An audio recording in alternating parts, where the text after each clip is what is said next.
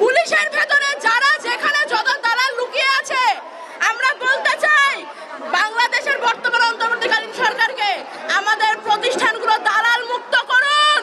আজকে এখান থেকে বলতে চাই, সরকার যেহেতু দায়িত্ব নিয়েছে, রাষ্ট্র যেহেতু দায়িত্ব নিয়েছে, অতি দ্রুত আমাদের প্রক্লেমেশন দিতে হবে। জুলাই বিপ্লবের ঘোষণাপত্র আপনারা শুনতে চান? জুলাই বিপ্লবের ঘোষণাপত্রের সাথে সাথে আমাদের অধিকারও লাগবে। 30 বছর হয়ে গিয়েছে ছাত্র সংসদ, ছাত্ররা ভোট দিতে পারে নাই।